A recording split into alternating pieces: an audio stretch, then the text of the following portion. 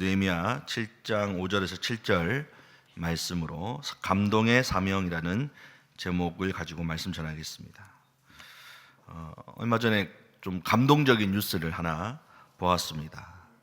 시작은 좀 어처구니 없는 일이었는데 이 어머니가 아들 수술비로 모은 돈을 실수로 쓰레기 봉투에 넣어서 버린 것이었습니다.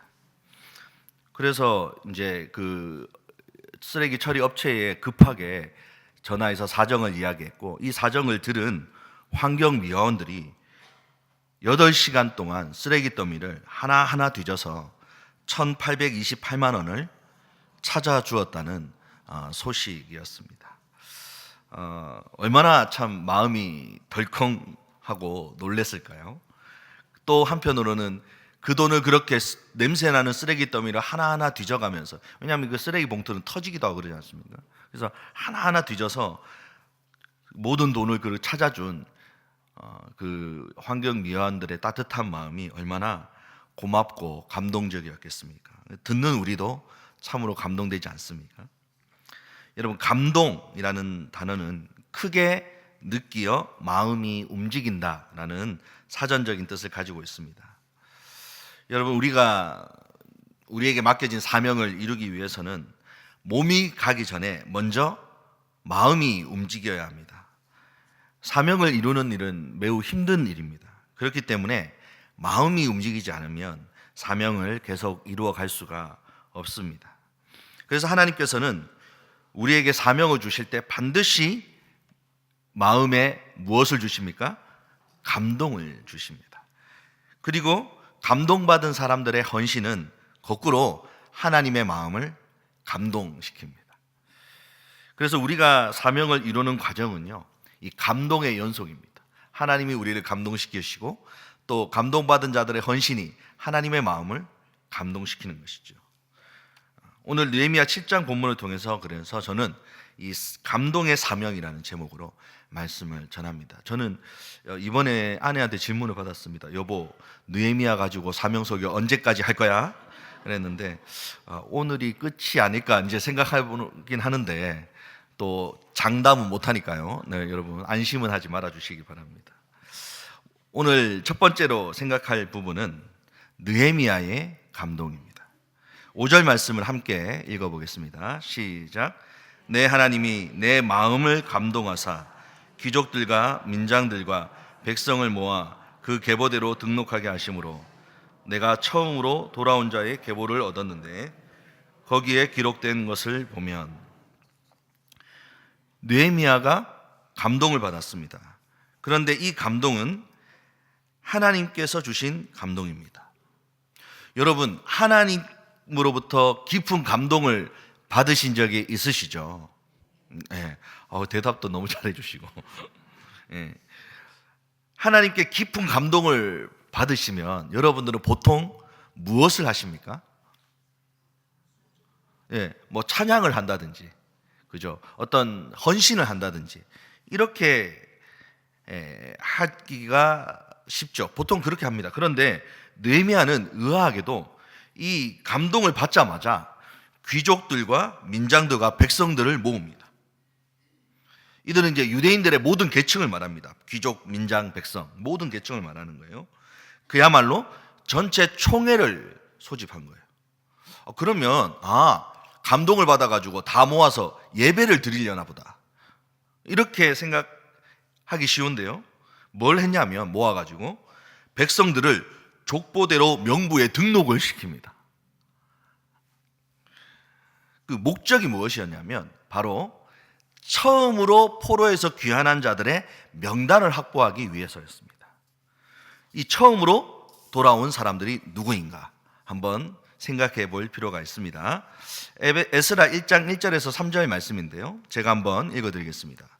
바사왕 고레스 원년에 여호와께서 예레미야 입을 통하여 하신 말씀을 이루게 하시려고 바사왕 고레스의 마음을 감동시키시매 그가 온 나라에 공포도 하고 조소도 내려 이르되, 바사왕 고레스는 말하노니 하늘의 하나님 여호와께서 세상 모든 나라를 내게 주셨고 나에게 명령하사 유다 예루살렘의 성전을 건축하라 하셨나니 이스라엘의 하나님은 참 신이시라.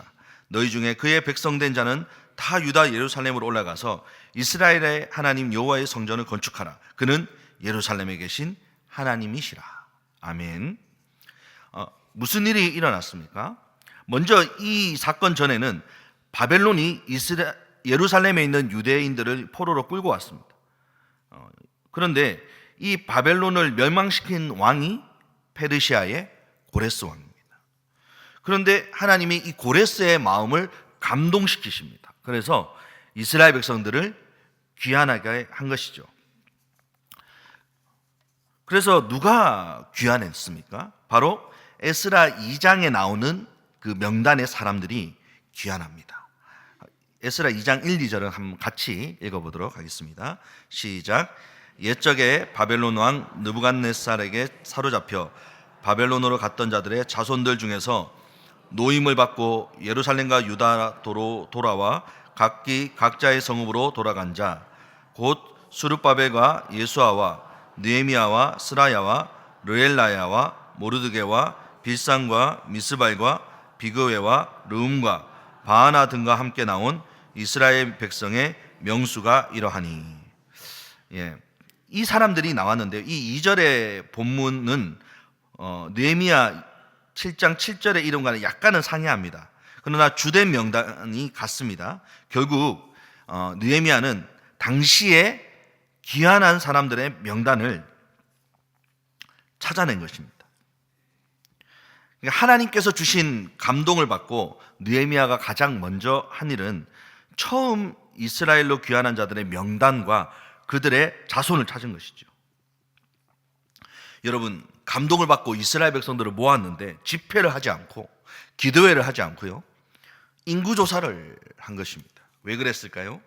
이유는 4절 때문입니다. 우리가 5절부터 읽었지만 이 4절에서 느헤미야가 그렇게 한 이유를 알 수가 있는데요. 4절 한번 읽겠습니다. 시작. 그 성읍은 광대하고 그 주민은 적으며 가옥은 미처 건축하지 못하였음이니라. 아멘. 성을 완공했습니다. 성벽을 다 건축했는데, 그리고 문지기 레위인들에게 문지기 임무도 맡겼습니다. 근데 뭐가 문제였습니까? 성을 지킬 사람이 부족했습니다. 여러분, 성벽을 짓는 것도 아주 중요한 일이지만 성을 지키는 일은 더 중요한 일입니다. 이 성벽을 지키는 일은 단순히 치안을 지키는 것을 넘어서서 이스라엘 백성들의 정체성을 지키는 일이었습니다. 그래서 느헤미야는 하나님이 주시는 이 감동을 받자마자 이 명단을 확보해서 예루살렘에 있어야 하는데 다른 지방에 가 있는 사람들이 누구인지를 찾고자 한 것이죠. 예루살렘의 이 인구 부족 문제는 아무리 뛰어난 지도자인 느헤미야도 어떻게 할 도리가 없는 문제였습니다. 그래서 하나님께서는 아무 방법이 없는 느헤미야에게 아이디어를 주신 거예요. 그래서 오늘 본문에 보면 하나님이 내 마음을 감동하사라고 되어 있는 이 표현은요, 사실 문자적으로는 이런 뜻입니다. 하나님이 그것을 내 마음속에 넣어주사. 그러니까 하나님이 아이디어를 느헤미야에게 넣어주신 것입니다. 여러분, 우리가 사명을 감당하다가 해결할 수 없는 문제에 부딪혔을 때 어떻게 하나님이 하십니까? 우리의 능력과 지혜로 해결할 수 없는 그런 아이디어를 주십니다. 그래서 그 문제를 해결할 수 있는 답을 주시는 것이죠. 우리가 사명을 감당하다가 어려움을 당하게 될 때 너무 당황하거나 힘들어할 필요가 없습니다. 그 일이 하나님이 기뻐하시는 사명이 맞다면 하나님께서 반드시 내 마음을 감동시키셔서 내가 생각하지 못했던 만남을 만나게 해주시고 해결해 주시고 미처 생각하지 못했던 깨달음을 주셔서 문제를 극복하게 하시는 것입니다. 저는 어떤 문제가 최근에 있었냐면요, 이제 10대들의 둥지에서 라면을 아이들한테 주기 시작했는데 애들이 먹으러 옵니다. 오는데 교회 다니는 애들한테 홍보를 해서 주로 교회 다니는 애들이 오지만 간혹 안 믿는 애들이 오는 거예요. 근데 명색이 목사인데 안 믿는 애가 왔는데 그냥 라면만 주고 보내기가 좀 그렇잖아요, 여러분. 거시기 하잖아요. 그런데 그래서 또 명색이 또 새생명 훈련을 담당하고 있는 목사인데 전도를 해야겠는데 차마 못하겠는 겁니다. 왜냐하면 야 저기 가면 목사님이 전도한다더라 이러면 애들이 안 오거든요. 그래서 이거 어떻게 하면 좋을까 하는 중에 담임 목사님께서 이제 새생명 훈련을 위해서 저한테 보낸 훈련이 이번에 이제 CCC 목회자 전도 훈련이었습니다. 거기서 이제 조금 청소년들에게 잘 맞는 전도법을 배우고 온 거예요. 이거다. 그래가지고 이제 오는 친구한테 이제 그 스크래치 카드라고 해서 약간 복권 긁는 것 같은 그런 카드가 있어요. 그게 사형리를 전할 수 있는 툴입니다. 야 이거 긁으면 그 라면 이용료가 1,000원인데 너 안 받을게. 이거에서 하트가 나오면 하트가 하나님의 사랑입니다. 하나님의 사랑과 계획. 하트가 나오면 너만 안 받는 게 아니고 여기 있는 친구들 다 안 받는다. 그러니까 걔가 막 열심히 긁는 거예요. 첫 판에 안 나왔어요. 여기에 담겨져 있는 이야기가 있는데 들어주면 내가 다 안 받을게.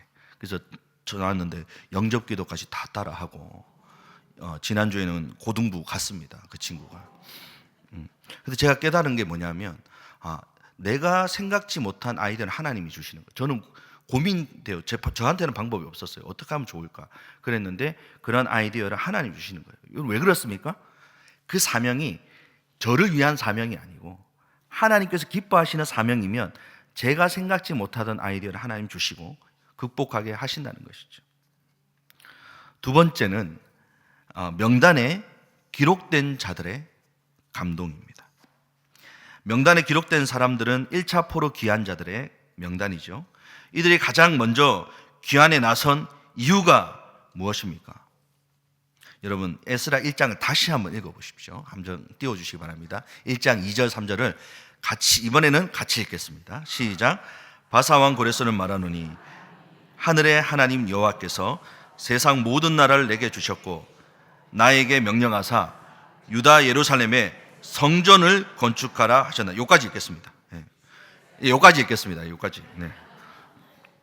무엇 때문에 지금 고레스는 복귀하라고 얘기했냐면 성전을 건축할 사람은 가라 이런 거예요. 그래서 이 사람들은 지금 뭐 때문에 가고 있는 겁니까? 성전을 건축하기 위해서 이 길을 나선 것입니다. 여러분 70년을 그곳에 살았습니다. 근데 그들이 삶의 터전을 버리고 예루살렘으로 가는 이유는 무엇입니까? 성전을 건축하기 위해서. 군 생활을 하다 보니까 짧으면 1년, 길면 2년마다 이사를 하게 돼요. 제가 한 10번 정도 15년 동안 했습니다.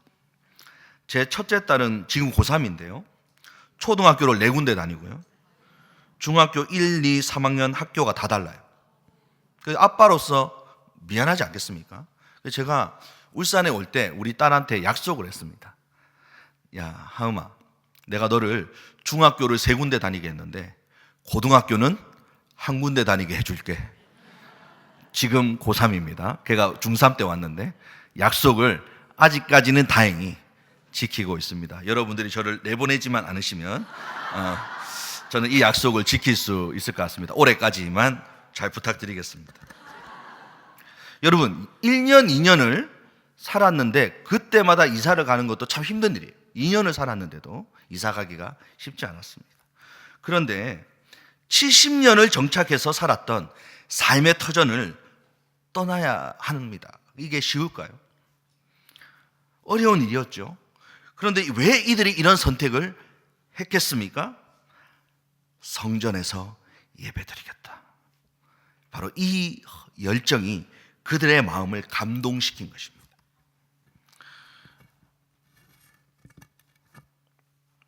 여러분, 지금 예루살렘은 어려운 상황 가운데서도 성벽을 52일 만에 건축하는 놀라운 기적이 일어난 상황이에요. 근데 또 다른 위기가 지금 닥쳐온 것입니다. 지키는 자가 없는 성은 결국은 다시 무너질 수밖에 없는 성 아닙니까? 이런 위기의 상황에서 하나님이 찾고 있는 사람이 누구입니까? 예배를 사모하고 예배를 회복하고자 하는 열정으로 헌신한 사람들을 하나님이 찾고 계신 것입니다. 왜 그렇습니까? 이 아이디어를 느헤미야에게 주신 분이 하나님이신 거예요. 느헤미야가 찾고 있다는 얘기는 결국 누가 찾고 계시는 거예요? 하나님이 이들을 찾고 있는 거예요. 이들이 누구냐는 겁니까? 예배를 위해 헌신한 사람들, 예배를 사모하는 사람들, 그 사람들을 하나님이 찾고 있는 것이죠. 물론 질문 한 가지가 생깁니다. 지금 이 사람들은 1차 포로 귀환자들의 자손인데, 지금 느헤미야가 모으는 사람들은, 그들은 1차 포로 귀환자들이 아니잖아요. 그런데 이 자손들이 어떻게 그들의 윗세대와 같은 감동을 가지고 있다고 볼 수 있는가? 이런 질문이 생기는 것이죠. 저는 오히려 이 질문이 우리에게 주는 또 다른 감동이 있습니다. 예배를 사모하고 예배를 위해 헌신한 자들이 이런 복을 누렸구나. 무슨 얘기입니까? 이 자손들에게도 예배를 향한 열정이 그대로 있었던 것입니다. 그러니까 하나님 찾으시는 것이죠. 그러니까 이 부모 세대들의 예배를 향한 열정이 자손들의 마음에도 전달되어 있었던 그런 복을 이들이 누린 것이죠. 저는 그 근거를 두 가지로 봅니다. 이게 전달되어 있었다, 그들에게도 이 열정이 있었다는 것을 두 가지로 보는데, 하나님께서 느헤미야에게 이들을 떠올리겠다는 것이죠. 그러면 하나님이 이들에게 그런 열정도 없고 헌신할 마음도 없는데 느헤미야에게 그들을 떠올리게 했을까요? 그런 측면에서 분명 이들은 순종할 준비가 되어 있었다라는 것을 알 수 있게 하고요. 또 실제로 그들이 느헤미야의 부름에 응해서 그 부름에 순종하고 나왔다는 것이죠. 그것이 이들에게 그런 여전히 예배를 향한 열정이 있었다는 것을 알게 만드는 두 가지 근거입니다. 예배를 사모하고 예배를 위해 헌신했던 사람들은 그들의 자손들에게도 이 신앙이 전수되는 복을 누린 것입니다. 여러분, 예배를 사모하는 사람들, 그리고 참된 예배를 위해 헌신한 사람들이 다른 사람이 보기에는 이스라엘에 가서 괜시리 고생하는 것처럼 보이지만 하나님은 반드시 그들을 손해보게 하지 않으셨습니다. 1차 포로 귀환자들의 자녀들에게도 이 신앙의 열정이 전수되는 은혜를 누린 것처럼 하나님은 예배에 대한 감동과 열정이 있는 사명자들의 가정에 복을 주실 것입니다. 세 번째는 이 예배를 위해 헌신한 사람들에 대한 하나님의 감동입니다. 예루살렘의 경비를 위해서 고민하고 있는 느헤미야의 마음에 감동을 주셔서 1차 포로 귀환자들을 찾도록 만들어주신 분은 누구십니까? 하나님이십니다. 이것은 무엇을 뜻합니까? 사람들은 그들을 잊어버렸지만 하나님은 그들의 헌신을 잊지 않고 기억하고 계셨다는 것입니다. 하나님은 이들이 예배를 향해 열정을 가지고 헌신했던 그 사명의 헌신을 마음속에 기억하고 계시고 그들의 그 헌신이 하나님의 마음을 감동시켰다는 것이죠. 그러니까 하나님은 지금 느헤미야에게 그 마음을 떠올리게 하고 계시는 것입니다. 여러분, 아모스 9장 11절 한번 같이 읽어보겠습니다. 시작. 그날에 내가 다윗의 무너진 장막을 일으키고 그것들의 틈을 막으며 그 허물어진 것을 일으켜서 옛적과 같이 세우고. 아멘. 하나님께서 아모스 선지자에게 이 말씀을 주시는 이유는 내가 이스라엘의 참된 예배를 이제 다시 회복시키겠다, 이 의지를 표명하신 거예요. 그런데 그 예배를 회복시키겠다고 하면서 언급한 장막이 어디입니까? 다윗의 장막입니다. 여러분, 최초의 성막은 무엇입니까? 모세의 성막이라고 부를 수 있겠죠. 모세의 성막이 최초의 성막이었습니다. 그리고 또 화려하기로는 어떤 성전이 가장 화려합니까? 솔로몬의 성전이 그야말로 화려하죠. 그런데 첫 번째 성막이었던 모세의 성막을 놔두고 또 외쪽으로는 화려하게 그지없는 솔로몬의 성전도 있는데 하나님께서는 성전과 성막의 조건도 갖추지 못한 다윗의 장막을 내가 다시 일으키겠다라고 이야기를 하는 것이죠. 왜 하필 다윗의 장막일까요? 토미 텐이라는 분이 쓴 다윗의 장막이라는 책에서 그분은 이렇게 표현합니다. 하나님께서는 그분의 임재를 사모하는 다윗의 마음에 깊이 감동하셨다. 하나님의 임재를 사모하는 다윗의 열정, 그리고 그 열정에 전염된 이스라엘 백성들이 하나님께 예배드렸던 장소가 어디입니까? 다윗의 장막이었던 것입니다. 여러분, 다윗의 장막에는 율법에서 규정된 하나님께 예배드릴 때 꼭 있어야 한다고 규정된 중요한 요소들이 없었어요.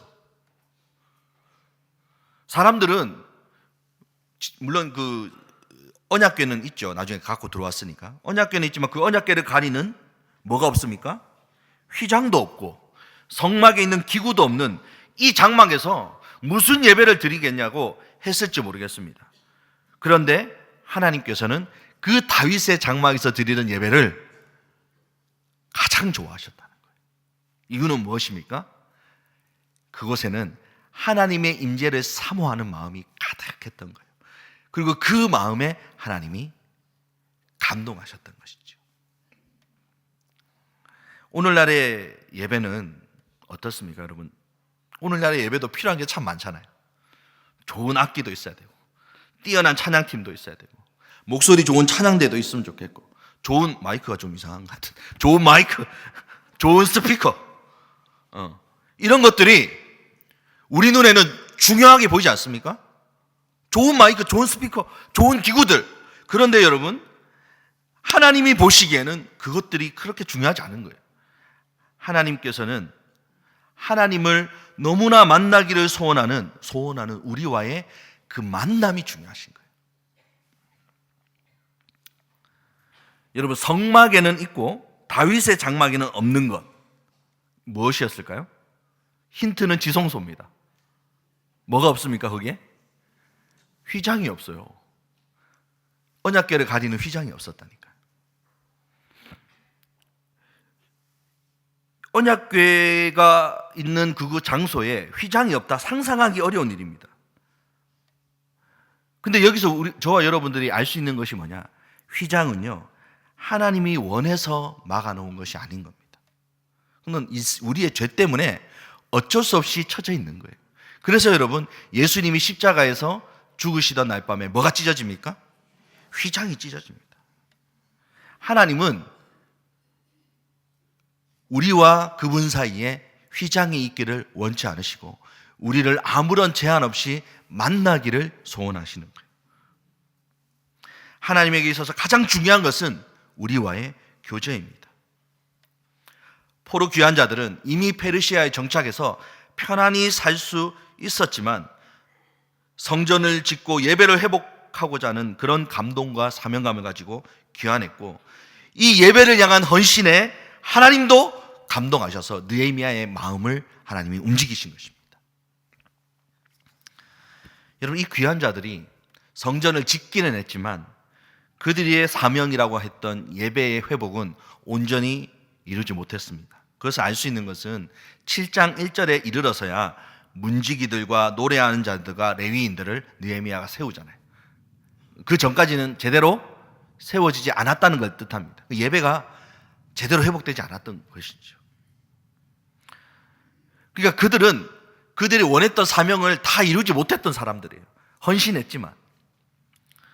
그리고 괜히 예루살렘에 돌아오는 바람에 예루살렘이 공격받고 성벽이 무너지고 성문이 불탈 때 그 고난도 다 함께 겪었던 사람들입니다. 여러분, 이 후손들이 이런 고난을 겪을 때 혹시 자기 할아버지 아버지를 원망하지 않았을까요? 괜히 그 페르시아에 살면 되는데 와가지고 말이야. 대다수는 믿음이 좋은 자손들이었겠지만 일부는 분명히 있었을 거예요. 그냥 페르시아에 살았으면 편하게 살았을 텐데 뭘 하고 와가지고, 이런 마음이 있었을지 모르겠어요. 그러나 예배를 회복하고자 하는 그들의 사명은 실패가 아니었습니다. 그들의 발걸음으로 인해서 후손들이 이스라엘을 일으키는 사명자들이 됩니다. 그들은 이스라엘 공동체 회복이라는 사명의 밑거름이 된 것입니다. 무엇보다 여러분, 사람들의 기억에는 그들이 잊혀졌지만 하나님은 그들을 잊지 않으셨어요. 하나님은 그들을 기억하시고 그들을 다시 부르셨습니다. 여러분, 하나님은 우리에게 사명을 주실 때요, 마음의 감동을 먼저 일으키십니다. 그래서 사명은 그런 의미에서 감동의 사명이에요. 감동받은 사명자들의 헌신과 순종은 하나님의 마음을 또한 감동시킵니다. 그리고 하나님께서는 그 감동을 느헤미야에게 주신 것처럼 그들의 헌신에 대한 감동을 다른 이에게 전달하십니다. 그래서 감동은 연쇄적인 효과를 일으키는 거예요. 하나님은 우리의 사명을 향한 헌신을 절대로 잊어버리지 않으십니다. 여러분, 누가 알아주지 않더라도 사명을 향한 발걸음이 멈추지 말아야 됩니다. 낙심하지 말고 지치지 말아야 하는 것입니다. 무엇보다 우리도 정말 예배를 향한 사모함, 예배를 향한 열정, 예배를 향한 사명감이 불타오르는 그러한 교회가 되었으면 좋겠습니다.